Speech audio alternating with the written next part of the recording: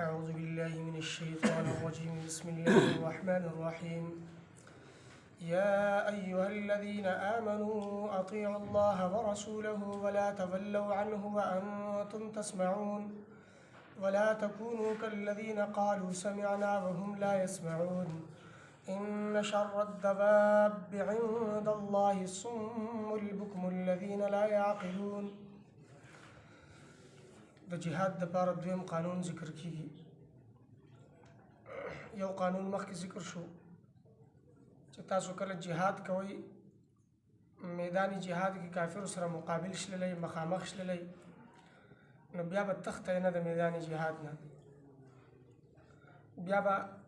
کلک او مضبوط ودرېږئ کافرو ته مقابله به کوئ. دویم قانون ذکر کیږي چې تاسو که چېرته په جهاد کې د کامیابی طلبګار یئ او ستاسو دا نیت وي چې موږ ته کامیابی حاصل شي نو د الله او د الله د رسول اطاعت وکوئ. د الله او د الله د رسول اطاعت که چېرته تاسو لازم او ضروري وګڼو او د الله او د الله د رسول په اطاعت کې تاسو قائم او دائم وای نو تاسو په جهاد کې کامیاب شئ. او که چېرته په جهاد چې دا یو عظیم الشان عبادت دی او لوی عمل دی په دې لوی عمل کې تاسو د الله او د الله د رسول اطاعت اونکو نو تاسو په دې لوی عبادت او په دې لوی عمل کې ناکام شئ. یا ایها الذین آمنوا اطیعوا الله ورسوله ایمان ولو د الله اطاعت کوئ د الله د رسول اطاعت کوئ لکه د الله رب العزت د حکم مطابق جهاد کوئ. پیغمبر صلی الله علیه وسلم کوم حکم کړ دی او طریقې خودل دا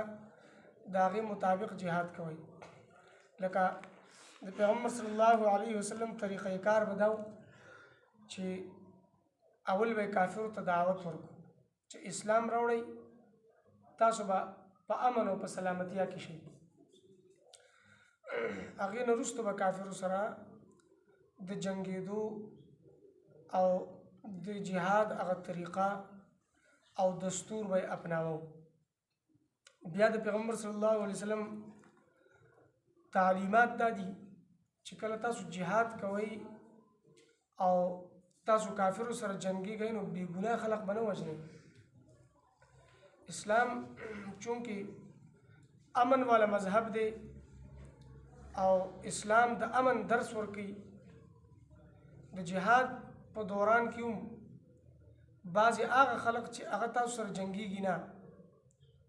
او هغو د جنګ نه تنګ دي هغو تاسو سره جنګېدل نه غواړي نو تاسو به هغو سره نه جنګېږئ او هغه به نه وژنئ.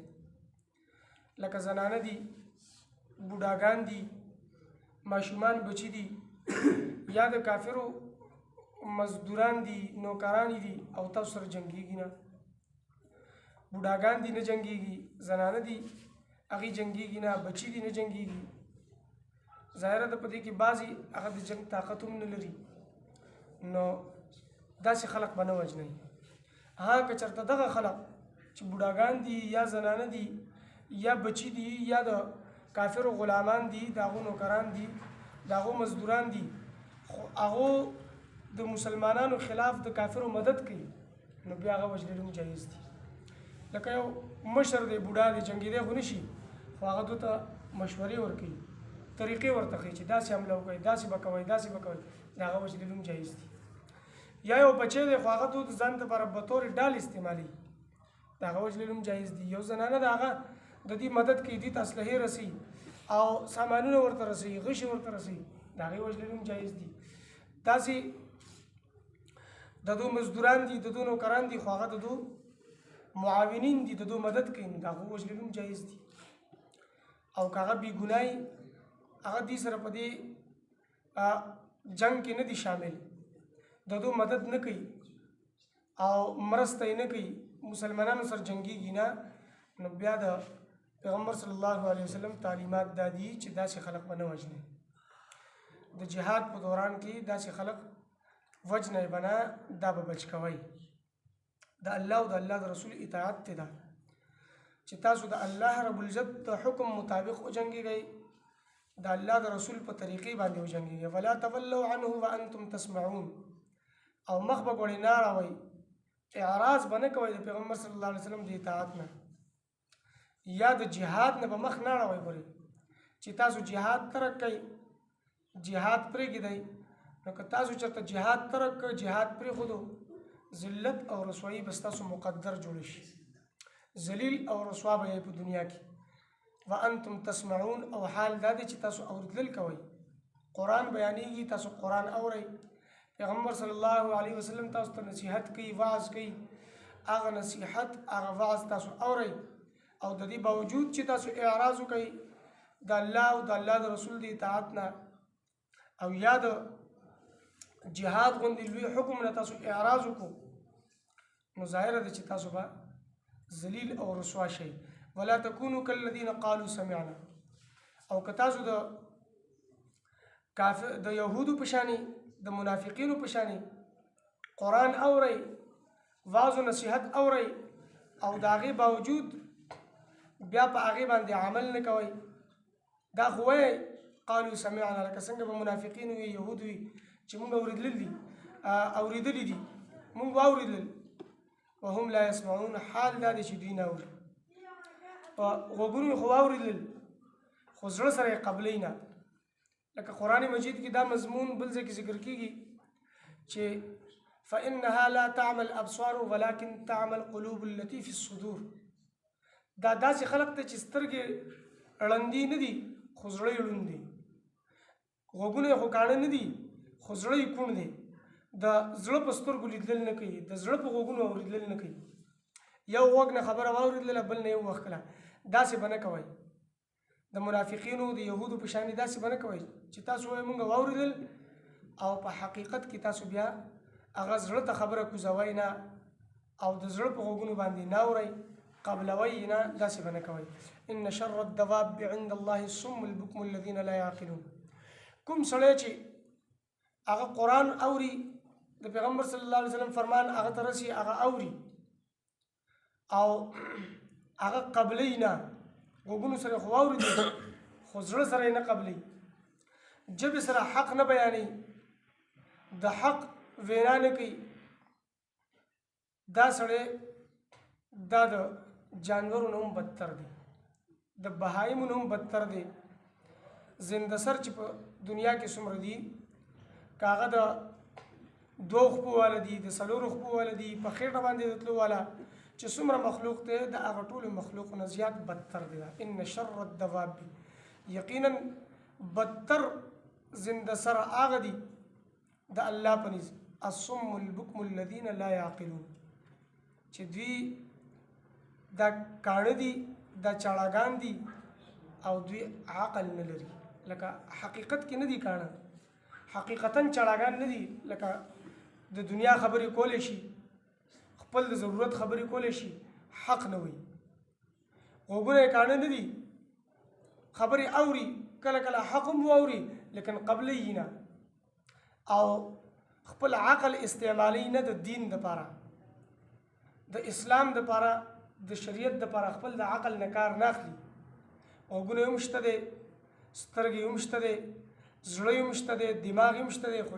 د حق دپاره نه استعمالوي، د شریعت دپاره، د هدایت دپاره نه استعمالوي، نو دا خلق بدتر دي د الله په نزد. لکه د یهودو متعلق الله رب العزت سورة الجمعه کې فرمایي چې مثل الذین حملوا التوراة ثم لم يحملوها، د هغه خلقو مثال چې تورات یې پورته کړ دی او بیا په دې عمل نه کوي، کمثل الحمار يحمل اسفارا، وایي د دې مثال د خر غوندې مثال دی چې په خر باندې کتابونه وتړله او کتابونه پې بوج کړله، او د خر په ملا باندې د کتابونو پیټی دی، خو خر خو پې عمل نشي کولی، هغه خو پې پوهېږي نه، عمل پې نشي کولی، عمل کې خو نشي راویستلی، د هغه کتابونو قدر د هغې د مقام نه خو خر نه دی خبر. نو هغه سړی چې هغه قرآن مجید احادیث مبارکه دا اوري، دا دغه په مخ کې بیانېږي، دا اوري، دا بیانوي او عمل پې نه کوي،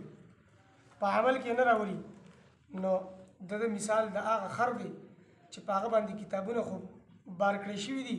خو هغه کتابونه فایده نشي اخیستلی هغه نفع نشي اخیستلی او مفتی اعظم د پاکستان مفتی محمد شفیع رحمه الله رحمتا واسعه هغه فرمایي چې هغه علما چې خپل په علم باندې عمل نه کوي کأنهم لا يعلمون ګویا چې دا سره نه علما نه دي دا ناپوه دي دا پوه نه دي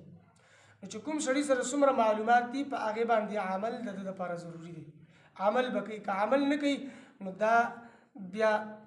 د الله په نیز په مخلوق کې بدتر دی په زنده سرو کې دا یو بدتر زنده سر دی ولو علم الله فيهم خيرا لاسمعهم او بعضې خلق الله رب العزت د ایمان او د هدایت نه محروم کړي دي د هغې نه یې هغه توفیق اخیستی دی توفیق یې ترې سلب کړی دی